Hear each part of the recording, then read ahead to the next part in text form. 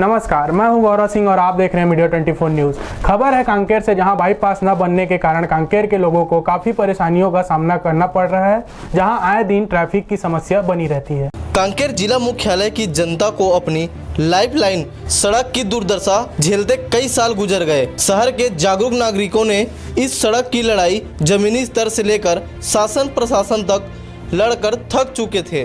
कमबख्त हर साल सड़क क्षतिग्रस्त हो जाता है, फिर विभाग इतनी हैवी ट्रैफिक के कारण मरम्मत भी नहीं कर पाती।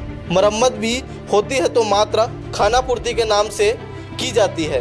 इन सभी समस्याओं से लगातार लड़ते कांग्रेस के आम जनता इन समस्याओं के हल के रूप में एक उम्मीद की किरण कांकेर बाईपास योजना के रूप में देखने को मिली, पर यह सपना भी आज तक पूरा नहीं हो पाया।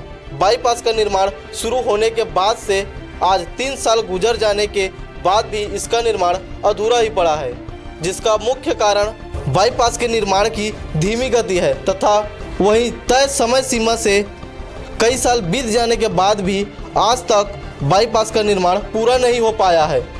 रोड में चलने से वही धूल उड़ता है और आने जाने में तकलीफ है। कितना दिन से रोड का काम बंद है? अब ये तो महीनों से बंद है, 1.5-2 महीना करीबन। लेट लतीफ़ी के लिए भी मैं कई बार इनको बोला, मैं तो प्रधानमंत्री यहाँ भी पत्र डाला हूँ। अब वो राज्य सरकार के अंतर्गत चल रहा है, ठेकेदार बहुत, तो हमने कई बार बुलाने की भी कोशिश किया, ठेकेदार आ नहीं रहे क्योंकि राज्य सरकार में इनका मोनोपोली चल रही है और हम ये गुणवत्ताविहीन चल रही है रोड, इसका भी हम जाँच कराएंगे। इस काम को सरकार को पहली प्राथमिकता में, यहाँ के जो हमारे जितने कांग्रेस के विधायक हैं, मंत्री हैं, नेता हैं, प्रभारी मंत्री, इनको प्राथमिकता आधार से बनानी चाहिए क्योंकि आज कांकेर शहर के बेहाल है।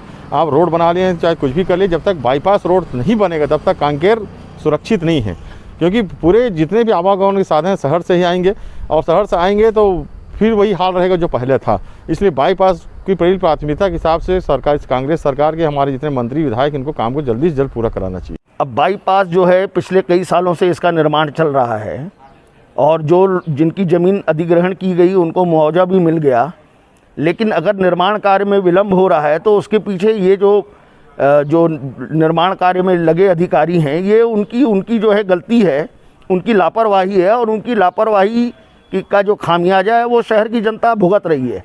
क्योंकि क्या है, सड़कें तो बढ़ी नहीं, गाड़ियों की संख्या बढ़ गई। गाड़ियों की संख्या बढ़ने से शहर के बीच का जो यातायात है वो बहुत ज़्यादा अव्यवस्थित हो गया। देखिए, बाईपास का जो रोड है उसमें अच्छा गति से काम चल रहा था और सभी लोग बड़ी गंभीरता के साथ में काम कर रहे थे।